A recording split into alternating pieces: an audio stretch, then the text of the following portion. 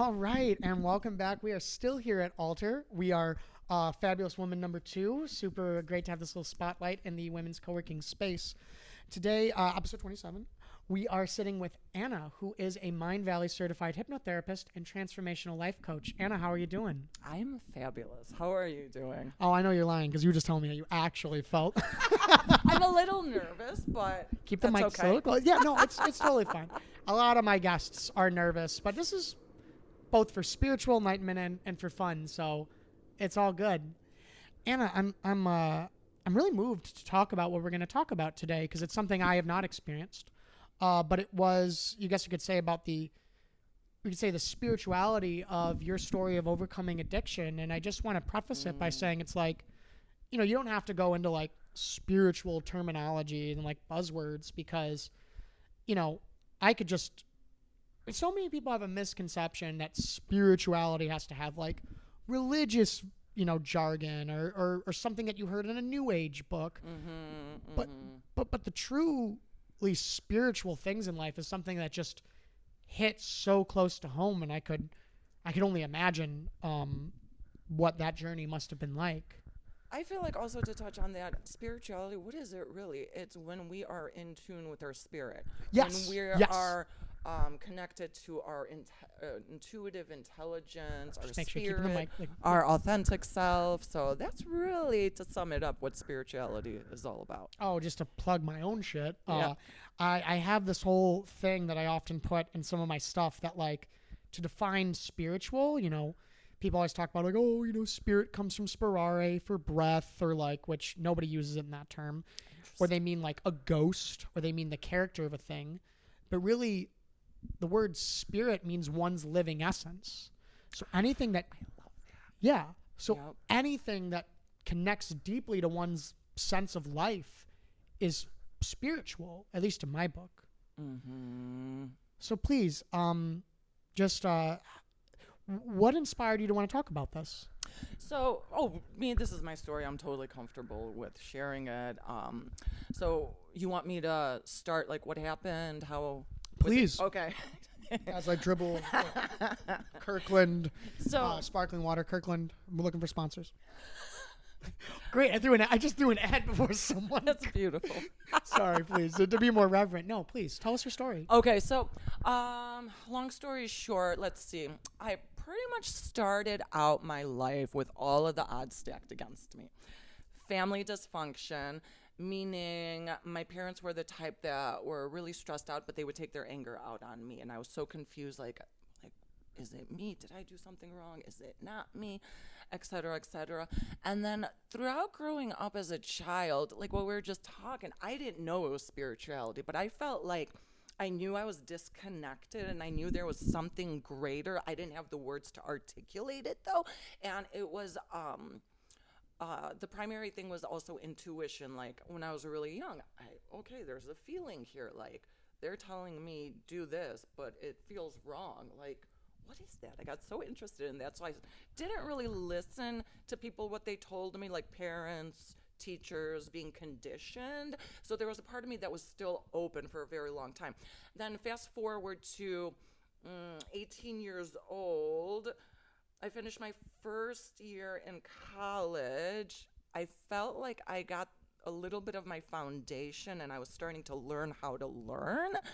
Then I started dating a guy that, you're 19 years old, you're young, you're naive. Everyone says, the downfall of men is a bad woman, but no, the downfall of woman is a bad man. And then, especially when you think I think I'm in love, but it was really like my ego, basically, thinking like, okay, I got that. So for the next 10 years, this escalated into very hard drug addiction. I became extremely depressed, and I didn't understand why. Like, I noticed I lost my spark, I lost my, passion, and things just started getting really confusing, and I just couldn't understand. So what happened? And was it this, guy who had, introduced the drugs? Yeah. Okay. Yeah, because Was he, a little older, or just, No, he was about just 3 as years another older. kid. Oh, so 3 just years older. Another kid. Yeah, I used to go to high school with him, so it was one summer. I didn't really party, but that summer I started partying, and I'm like, oh, this is kind of fun. Maybe I just need to get it out of my system, Yeah.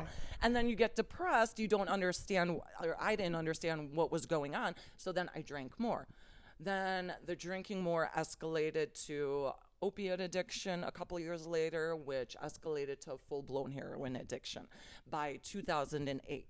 So, and I struggled until about 2013. 2013 is like when I finally got the ball rolling, like started a new life. And it's so many people who struggle with addiction. It's this like disconnection, but we're not aware of it because we've never been taught or shown the way how to truly create a life based on your true expression, and in order to lead a very fulfilling life. We're not taught that. It's possible though. Yeah. So I'd love to start asking you some questions about it. And I hope it's not like an offensive question to ask. Oh, but like, I don't get offended. No. I didn't get that I'm sense okay. from you. I didn't get that sense from you. I'm an open book. Yeah, but like one thing I've always wanted to know is like, what does like heroin even feel like? Because I remember I was watching. It feels like a great big hug. Yeah. I just remember I saw this other YouTuber and he was interviewing largely homeless folk, and he himself had been homeless, and he was interviewing this. I forget his name, but he had if I remember, I'll tell it to you later, and we'll link him or something. Yeah. But he was interviewing this young man who was homeless, and he's like, "Oh yeah, like I got addicted to heroin. I gave up. I got fired from my job. I lost my apartment. I lost a long-term girlfriend, and I'm still doing heroin." And he's like, "Wow, is it really that good?" And he's like, "Well, think about it. I picked it over money, shelter, and sex. So like, yeah, it's pretty good." It's so addicting. I mean, once you start it, it just feels so awesome. This like euphoria, bliss, no pain. My body would feel so light. Basically, but you could get the same effect from doing yoga and somatic work. So I'll touch on that in a little bit. Please. However, and then also the withdrawals are horrid. The two worst withdrawals, alcohol and heroin. And then especially those two combined is like, oh my God, I can't believe I didn't have like a stroke or a heart attack from that. So I've often heard it described as kind of like this hug-like sensation in a way. Yeah. And one of the things that it makes me wonder, especially how you were talking about how like, you use it and it like replaces things that would give you other senses of fulfillment, is like when you're experiencing the substance, does it like give you a sense of like meaning to like things? Like, is it like kind of like an analog of that like wholesome feeling? Like, do things like make sense while you're on it, or are you just so out of it? Like, so the thing was, when I started getting depressed and turned to drinking and then the drugs, like my first year in college, like it was relatively easy for me to be like in a present state, like a state of flow. That was normal to me. I thought we all function and operate from that state. Then when I got depressed, of course, it's the complete opposite. So when I would drink in the very beginning, because this does not last, it's very temporary, I would have a couple of drinks and, you get into that like state of flow. You feel a little more present, a little bit enhanced energy. So that's what I was chasing, but I wasn't aware of it at that time. Mm-hmm. It was that feeling of, and it does give you, it doesn't make you feel complete, but it gives you that false feeling, that false temporary feeling of like, oh, everything's okay now, until it's not. Yeah, I mean, so a very popular topic on the show is we always talk about David Hawkins. I think we love would. David. Yeah. Yeah. Oh yeah. Expanded consciousness, contracted state of consciousness. Oh yeah. And to be fair, even in his personal story, like he was an alcoholic at a time. Oh, I didn't know that. Yeah. Okay. And he very famously muscle tested the statement, "Drugs don't make you high," and it came up as true. And he said it just removes the obstacles within to experiencing your inner self. But of course it does so with like a cost. It does so in an unintegrous way. And I always find it so interesting that like, I've drank alcohol and it's like, yeah, I mean, I remember one of the times I drank is I'd had my heart broken and I had been sober for a long time. And I was like, you know what? I'm going to the fucking bar. And that's like a story as old as time. And it just takes away that pain. So we just feel good. And when you were going through it as like this young woman, like, were you like cognizant that was kind of like the inner psychology of what was happening? So I was aware that, okay, this isn't good anymore. Like, I have an issue. This is becoming a problem within, I think, the first year. And, I struggled with this for nearly a decade, nearly 10 years. From 2004 was the start until 2013. And it got to a point where I was aware this is not normal. I'm in a bad spot. And about like 5 years into the addiction, I'm not a hopeless or helpless person, but I started becoming so hopeless and helpless. Like, I think I fucked myself up permanently. Oh my gosh. Like, I tried taking my own life a few times, and obviously it didn't work. I'm here. Try to just keep. I love But, working the mic, but the camera, just take the mic with you. Oh, sorry. However, thank God that didn't work out. So it's that you're aware of it, but I don't know what to do. I don't know what to do. I don't have any role models in my life. Every time I try getting help, it's, how do I say this? Very low quality help, and the people that are your counselors and things of that nature, they're operating from like a contracted state. Like, they don't even know what's going on. They're just going through the motions. And I felt that, and I was like, what am I to do? So, was there like, for you, was there like a really like a rock bottom moment where you knew it and it was like, I need to change, and it was like from there, you were able to find the will to save yourself? Was that kind of like a thing? So I want to say, I don't know exactly, like, what exactly was it that got me to turn around. I'm not 100% sure. However, the entire time I knew that more is possible. Like, there just has to be a way to feel better, to feel the way I was feeling right before I got addicted. That whole complete feeling like, all right, I'm motivated to keep pushing, keep moving forward to discover who I really am and what's in alignment with what I want. So after years of this, I remember in 2011. Oh, I actually moved away. I was living with my parents. My aunt took me in to try to help, and it worked. It got me like used to being alone without the guy. Oh, because that's another thing. When you're addicted, and especially if you're in a relationship, you're so terrified of being alone, because if you cut that off, it's like, I'm all by myself. Now, Like, truly, I yeah, have nothing. yeah. But it's a lie. It's a lie. So after living with my aunt, I moved back home, and then I begged my dad to get me a job. He worked at like a shitty factory. He's like, "No, I don't want you working there. It's like, it's trash." And I was like, "I'm desperate. Maybe you'll keep me from like doing stupid things." And it did. It did. Like, I need something. It wore me out. It wore me out. And then slowly I started making steps in the right direction. I left the guy. I had the job. I was starting to plan my future. And of course, this was about like 2012. So 2013, I started going to college. I thought I wanted to be an addictions counselor. And then I started like doing the inner work. But the hard thing was, I didn't have like a teacher. I didn't have a role model. I didn't have a mentor when I got the ball rolling. So it was just me, my feelings, what do I feel is right, with having in mind my, what they call like a North Star. So I just want to not have to lie. I want to be in integrity. I want to be my real self. So that was my North Star. So it's like, okay, so what would that look like? What would that person do? What does she need? What's the next step? And little by little, started plugging that in.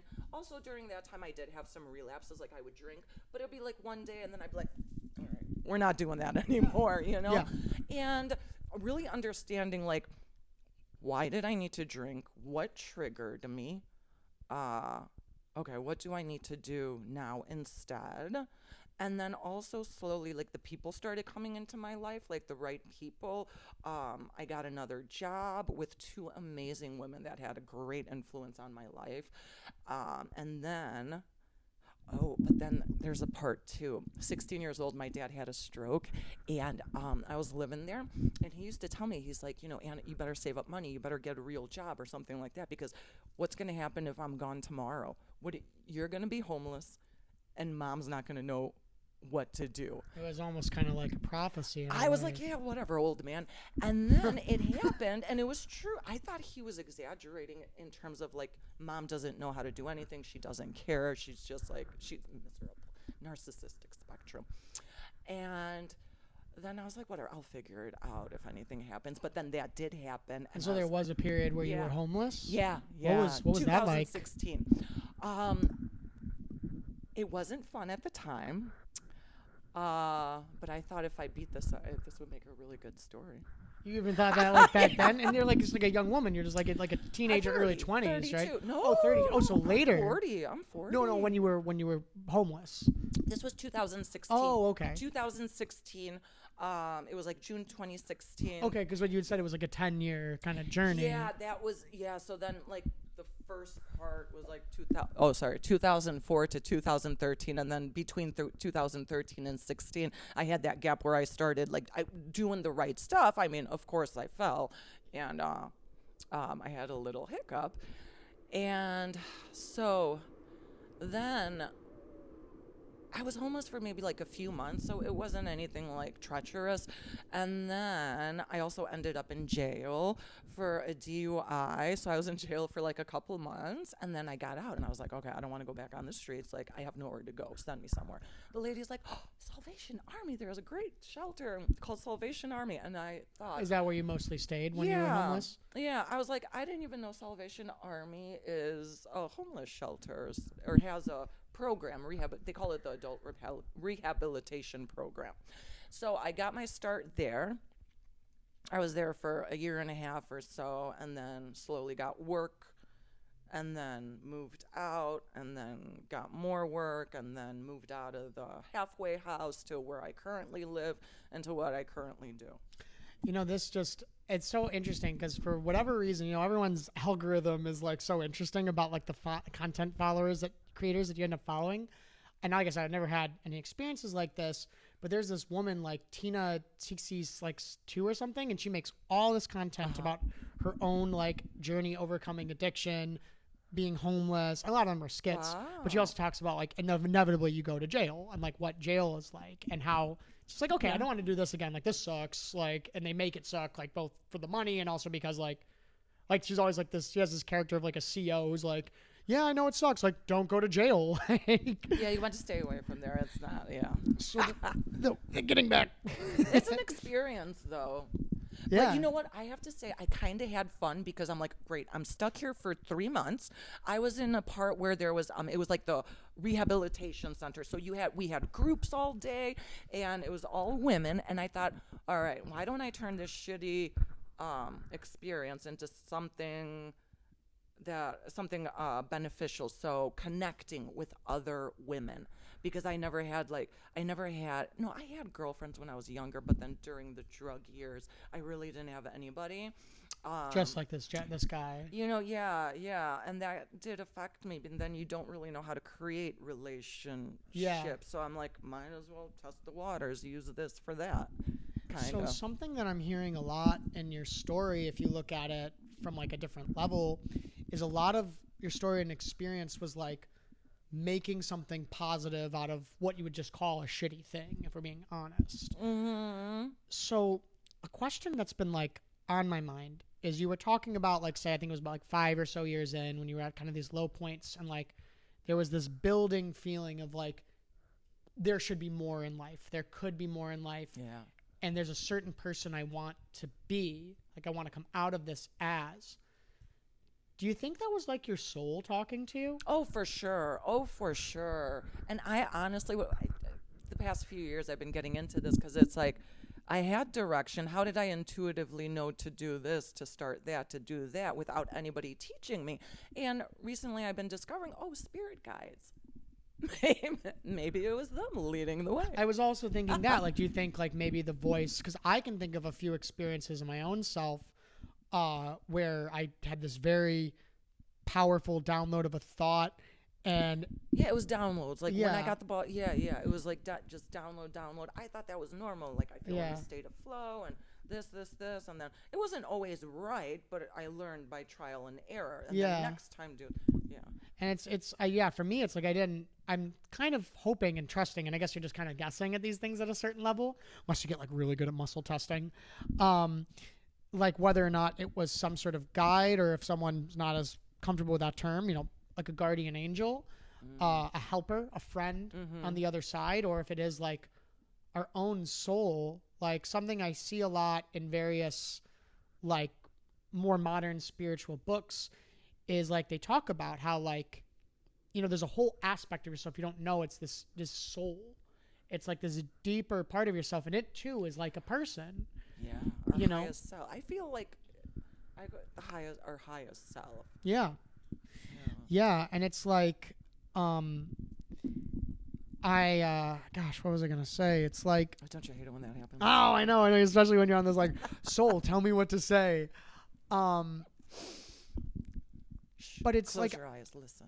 I think there is like this, like a big part of anyone's spiritual journey, which I've said it before again, like the most common spiritual journey of people is normal human life.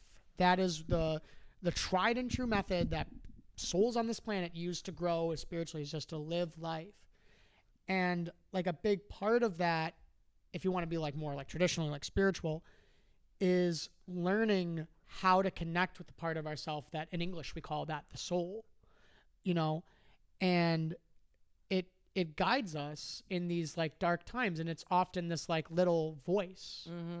When you were having those voices, was it like feeling very like imperious and like a command, or just kind of, was it like a gentle like Gentle? Yeah, it was gentle. It was very gentle, almost like there were times also where it's like it wasn't really a voice, it was a feeling, a very strong it's not necessary drawing to go this way, go that way, do this, eat clean, oh my gosh, directing me also to learn just like to learn very fundamental and basic human biology. a lot of people don't know spirituality. So I you could should know reverse- how your body yeah, works. It yeah. helps a lot to just To know like reverse this is what it engineer. works. Yeah, and then you reverse engineer. So then, having gone through this experience and coming out of it, can I ask how many years sober? Since September 2017. Atta girl, damn, atta girl.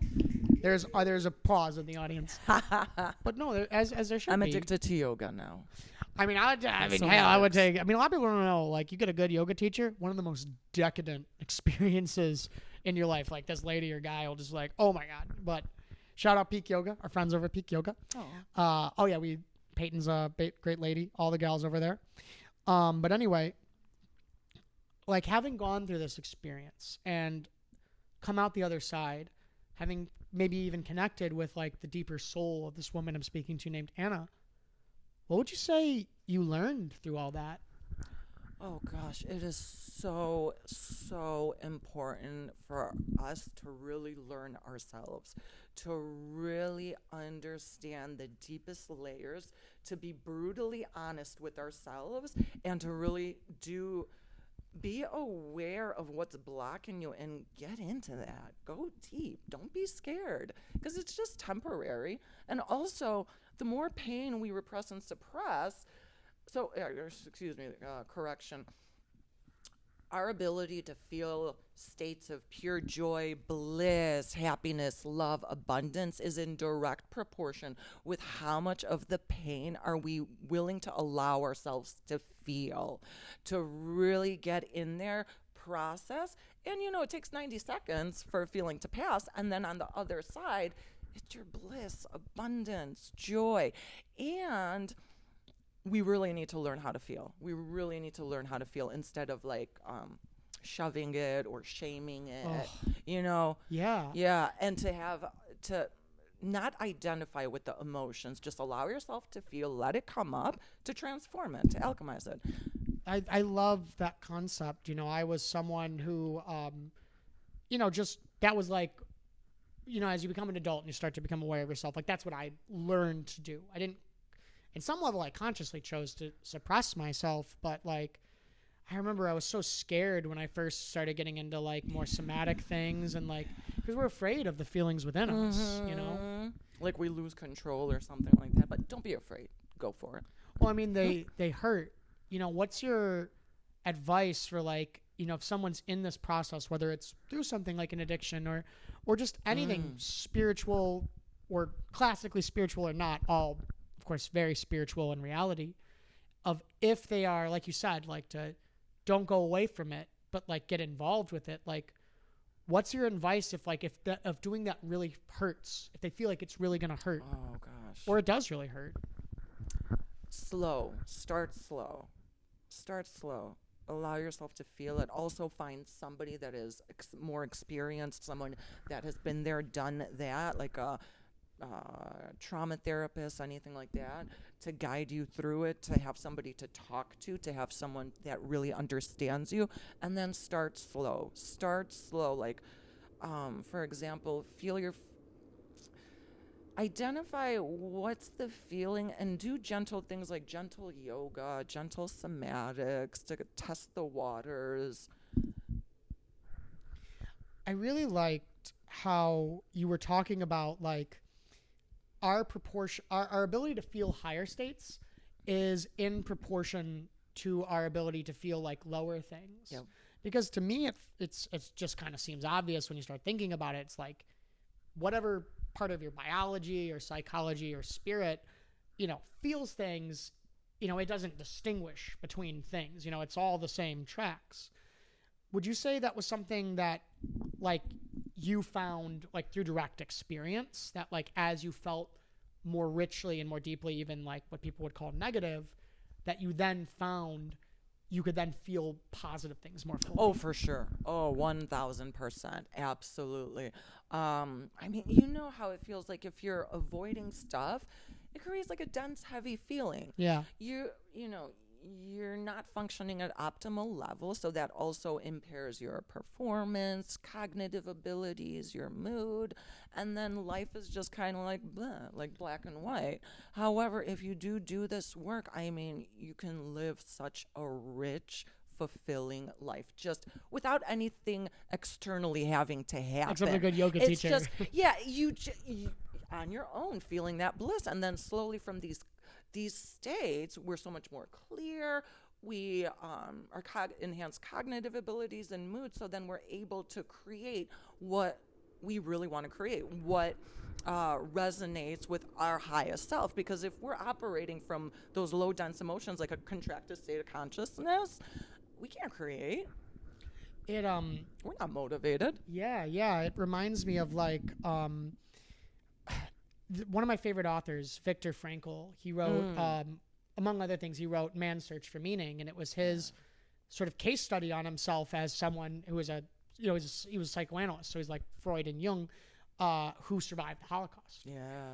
And you know, he developed, and he also talks about like his theories on counseling and psychoanalysis. And one of the things he talks about is, and this is something I see in a lot of like spiritual people, really I see it in a lot of people, is that we think, and especially in the spiritual communities, because there's teachings that maybe seem to say it, or like they lead you on this way, that you're not supposed to feel negative things. And that, you know, you get into spirituality and you think, oh, it's because then I'll feel really great all the time. And like, yeah, eventually, hopefully. But he was talking about how like sometimes like oftentimes a negative feeling is actually just trying to tell you something. And he talks about, he had this like one client, guy comes in, he's like, oh, I'm so depressed. And, you know, he's thinking the guy's going to give him like drugs and stuff. Mm-hmm. And he's like, oh, after one conversation, he's like, oh, you're anxious because you hate your job. Have you considered switching jobs? He's like, the guy did, never came back. Yeah. It's like it's guiding us, because also when we feel bad, that's how we know this is not right. This is not for us. So it's what's creating that trigger. What beliefs are you having? What false limiting self-beliefs? Because that will fuel the feeling, and it's like a chain reaction. It does seem to be hard at times, but it's like, you know, sometimes when we feel poorly, like it's trying to tell us something. Mm-hmm. And oftentimes that energy can I at least believe and have experienced, like you can transform it into something very powerful Yeah. and positive sometimes very quickly. And I think, kind of we need to be sensitive to like what we're feeling, because we need to not we're not going to repress those signals, but we have to kind of wrap up. So I want to give you a minute or two, like if there's something you want to tell our audience, like just from your heart, now's your space. Feel your feelings. Learn how to feel your feelings, because if you really want to feel great and live a fulfilling life, it starts there. Absolutely. Well, Anna, now is your time to plug your shit. Let our audience know. I love saying that. Plug your shit. Let your audience know where they can find you. You can find me on Instagram. Also, you could sign up for my email newsletter, which I share a lot of offerings and also things that I'm doing around the city. Also, if you want, also if you want to work with me one-on-one, I do coaching, working with individuals to transform their pain into power. And also the hypnotherapy, right? Yeah. Oh, it's all company. Oh, so I use a combo of somatic modalities, like for example, yoga, also hypnosis, coaching modalities. We do some energy work. So it's really tailored to the individual, what their needs are in order to overcome. So geared to overcoming the limitations to embody self-worth and Well, confidence. Anna, thank you so much for such a powerful story. Signing off. Thank you.